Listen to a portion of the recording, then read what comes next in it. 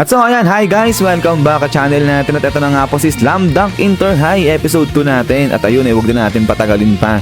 Simulan na natin yan. At nung sa nakaraan ay dito nga tayo natapos. Yung sa naalala ni Sakuragi, itong malaking lalaki na nakaabangga niya at niisip na nga dyan kung makakalaban niya raw ba sa finals itong lalaki na to. At so now, ang continuation niya is eto naman na. So dito ay balik nga dyan sa may tren at ayun nakatayo. Itong si Labo, sabi niya nga dyan, Sano at saka Aiwa, magugulat ka na lang daw kung sang division ka mailalagay. At eto nga ngayon, biglang dating dyan itong malaking lalaki at ayun, bigla niyang inakbayan itong si Kogore. At so eto ngayon, biglang napatingin itong sila Sakuragi at saka sila Akagi. So yung si Rukawa tulog-tulog lang, pero dito sa kabilang banda ay pinawis itong si Labo. Sabay salita itong lalaking umakbay sa kanya, sabi niya nga dyan, napatingin daw ng train ticket na ito ni Labo. At eto nga ngayon ay inabot na ni Labo yung train ticket niya. Sabay salita itong lalaki, sabi niya nga dyan, sa Hiroshima. At ayun, ito napatayo na itong dalawa, si Miyagi sa si Mitsui. Sabi niya nga dyan na, hoy, sino raw ba itong lalaki na ito nung ginagawa dyan kay Kogore? Sabay maya-maya ay eto nga,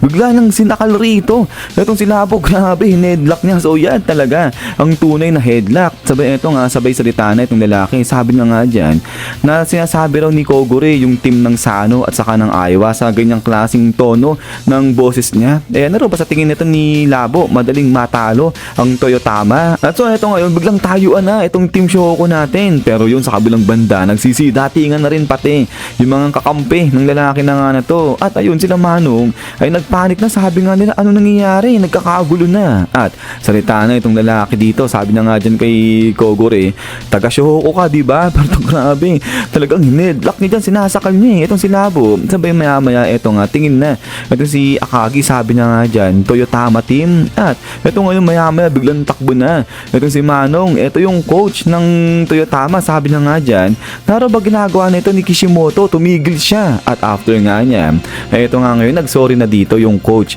ng Toyotama. Sabi niya nga dyan, may nasaktan daw ba dyan sa Shohoku team? At ayun nga, sabi nga ni Kishimoto, bakit daw nanghihingi ng tawad? Yung coach nila ay minamalit nga yung team nila dyan. At then, ito nga ngayon, biglang duro-duro na ni Miyagi itong si Kishimoto. Sabi niya nga dyan, nagunggong daw itong si Kishimoto kasi wala naman daw talaga silang pakialam dyan kay Kishimoto at saka sa team nila. Pero yung salita, itong si Kishimoto, sabi niya nga dyan, itong Team Shoko ang walang alam. Pagmasdan daw nila maigi yung libro, tignan nila kung ano yung nakasulat at saka yung nakalagay doon. At ito nga ngayon, binalikan nila itong bracket dahil may kita nga rito ay nakaranking itong mga team. At ayun nga, yung Sano, AA, yung Shoku, C, at itong Toyotama, A, yung Kumamoto Sanban, B. At so ito ngayon, biglang finokus sa Shohoku team dahil yung ranking nga nila C. So ibig sabihin sa mga teams dito, sila yung may pinakamababang rango, ibig sabihin sila yung pinakamahina ang tingin. So kaya nga sabi rito, first rank center number 4, si Akagi ang simula ng team. Mananalo ba sila? Ang layunin nila ay manalo sa first round. So yun nga, parang ina-underestimate dito itong Shoku. Tinitignan kung kaya ba nilang manalo sa kakalabanin nila kasi nga sila yung pinakamababang, pinakamahinang team nga sa lahat ng mga teams rito. Pero eto nga, pagkakita nila sa Kuragi doon sa rango nila, lahat sila dito na stand, so natahimik Itong solid 5 natin ng Shoku. Sabay maya-maya pa, eto nga, lakad na ulit ito si Kishimoto. Sabi niya nga dyan, mga baliw raw itong Shohoku Kai. Nag-iisip sila o nangangarap sila na makakalaban yung Sano. Pero yun nga, si Sakuragi tingin-tingin dito kay Kishimoto at din pagkatapos nga niya, Spak!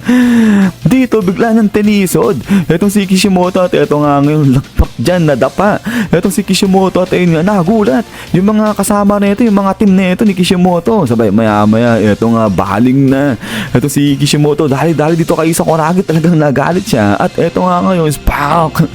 Bigla nang grinab yung ulo ni Sakuragi natin. At after nga niyan, ay ito nga, hala, sige, dito takbo na itong gwardiya, nagkakagulo na. Ito, inaawat na nung coach ito si Kishimoto. Sabi nga niya dyan na tumigil na raw ito si Kishimoto, wag nang ituloy, binabalak niyang gawin. Pero yun nga, si Kishimoto, sabi niya nga dyan na bitiwan daw siya nito ng kanyang coach. At yung pagkatapos nga niya, ay eto nga ngayon, ay nagpaawat na rin itong si Kishimoto. Sabay salita na itong si Sakuragi, sabi niya nga dyan, hoy ikaw, bakulaw na may mahabang buhok. At ayun, tingin ulit, galit na galit itong si Kishimoto, sabi niya, bakit? At so eto, sagot si Sakuragi, sabi niya nga dyan na hindi niya raw makakalimutan itong ginawa ni Kishimoto na paghawak dyan sa ulo niya. So itong ngiti-ngiti lang itong bida natin. Sabay ayun, sabi ng banda si Kogore, talaga nag-aalala. Sabi na nga dyan, naku, mukhang di raw magiging maganda yung unang laban nila rito. At then pagkatapos nga niyan, ay eto nga ngayon, ay alis na dito sa may station ng Hiroshima.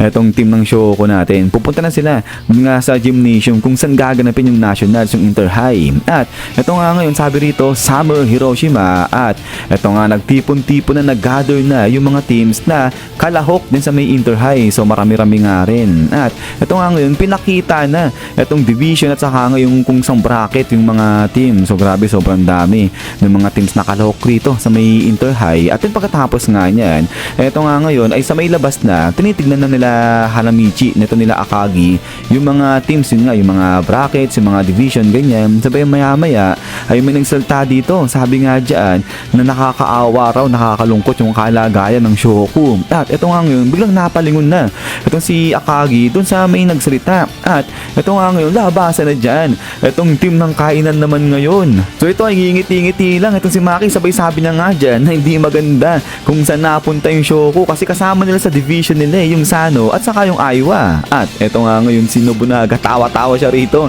kay Sakuragi, niloloko niya eh. Sabay sabi na nga dyan, wala na, laglag na kayo, sabi ng ganyan. At ito nga, nagalit si Sakuragi, sabi nga dyan, ano raw sabi nito ng unggoy na to. Sabay maya-maya, eto nga, baling na ito si Nobunaga rito kay Hirokawa. Sabi na nga dyan na mukhang di na siya magkakaroon ng pag-asa na makaharap ulit etong si Hirokawa. At eto nga ngayon, tuloy ni Nobunaga kasi iniisip pa naman daw niya na baka makalaban niya si Hirokawa rito, pero baka nga di na mangyayari yan. At eto, tawa-tawa ulit etong si Nobunaga, sabi niya nga dyan sa saka Aiwa, wala na talaga, sabi niya ganyan. At so eto ngayon, sagot si Hirokawa, sabi niya nga dyan na matatalo din naman daw nila yung dalawang team na yun, pero gagawin daw nila na mas maaga lang, sabi niya ganyan. At eto nga, talagang napatahimik eh etong si Nobunaga, napaserious mode siya. Sabay ayun, sagot natin si Akagi, sabi niya nga dyan na tama etong sinasabi ni Hirokawa, para makamit nila yung tagumpay, dapat talunin nila yung mga team na yun, yung Sano at saka yung Aiwa, pati na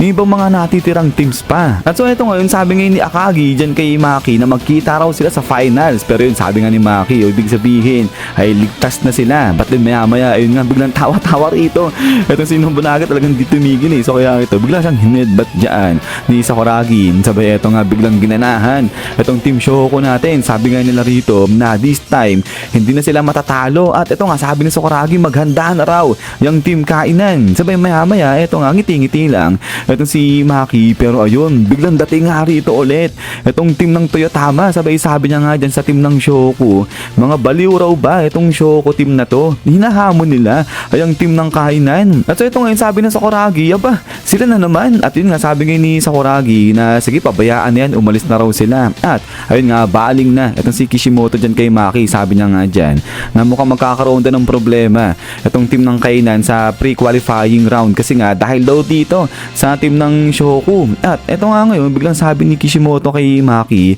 dating malakas na team ngayon, talunan na, sabi niyang ganyan. So nilalait niya na yung team ng kainan. So eto ngayon, biglang nagalit itong team ng kainan natin, itong sila Nobunaga. Sabay eto nga si Maki, talagang seryoso lang siya, tinitignan ng maigi yung si Kishimoto. Sabay maya-maya ay biglang sagot ito si Maki, sabi na nga dyan na pasensya na, pero sino raw ba siya, sabi nang ganyan. At ayun, biglang napatahimik dito itong si Kishimoto kasi di naman daw siya kilala ni Maki. At eto nga ngayon, sige, grabe.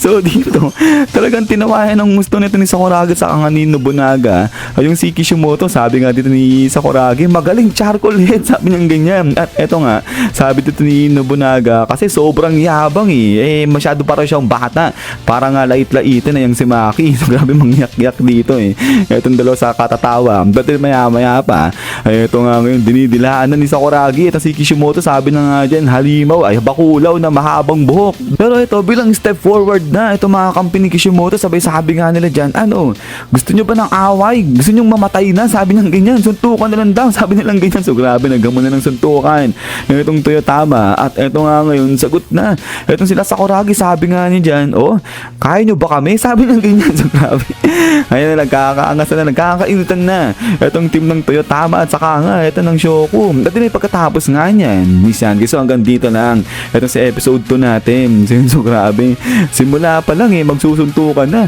etong team ng Shoku at saka nga ng Toyotama. But din nga guys, ay ulit maraming salamat sa panonood dito kay Sakuragi natin, kay Pambansang Henyo. At ayun, ayun, hintay-hintay lang para sa next episode ito. So yan, so lagi mag-ingat. God bless niyo lahat at kita-kits tayo ulit.